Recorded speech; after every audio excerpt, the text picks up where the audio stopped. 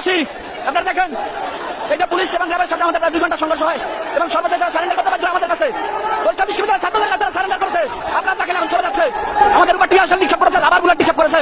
আমরা আমাদের যথাযথ চেষ্টা করে তাদেরকে প্রতিহত করেছি। এখন দেখেন হিজড়ার মতো লিখিত দিয়ে থাকতে হবে, সারেন্ডারকে লিখিত দিয়ে থাকতে হবে, লিখিত দিতে হবে, লিখিত দিতে হবে। দেখেন সাধারণ শিক্ষার্থী এমন ভাবে প্রতিরোধ করেছে, অভিযানদের শক্তি আপনারা দেখে রাখেন, এরা আমাদের কাছে সারেন্ডার করেছে, মাপ চেয়েছে। আপনাদের লিখিত তো দেখবে তো লিখিত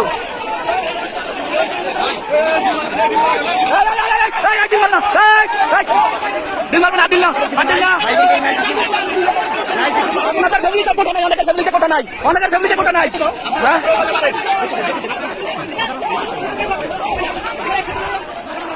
দেখছেন আপনারা এই হিজড়া গোষ্ঠী মরিয়ানদের কাছে পরাজিত হয়ে সারেন্ডার করেছে এবং আমাদের সবাইকে ডেকে তারা স্বীকার করেছে যে আমরা আসলে চলে যাচ্ছি এবং তারা হচ্ছে ক্যাম্পাস থেকে চলে যাচ্ছে। এখন জানি না তাদের কোনো দুর্বল আছে কিনা পরবর্তীতে।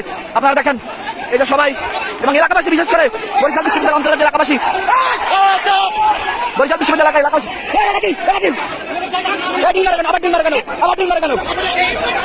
এবার খেয়াল রাখেন বাইরে থেকে কেউ ঢিল মারতে পারে না।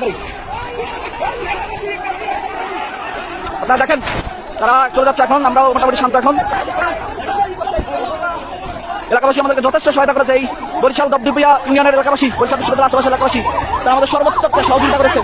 তাদের কাছে আমরা আসলেই কৃতজ্ঞ। এবং এই যে র্যাব পুলিশ, তারা আমাদের কাছে সারেন্ডার করতে বাধ্য হয়েছে। আমরা কিন্তু তারা কিন্তু এখন ক্যাম্পাস থেকে চলে যাচ্ছে। তারা প্রায় দীর্ঘ 2 ঘন্টা টিয়ার শেল এবং রাবার বুলেট নিক্ষেপ করেছে। আমরা সবগুলোই তাদেরকে প্রতিহত করেছি। এখন তারা চলে যাচ্ছে।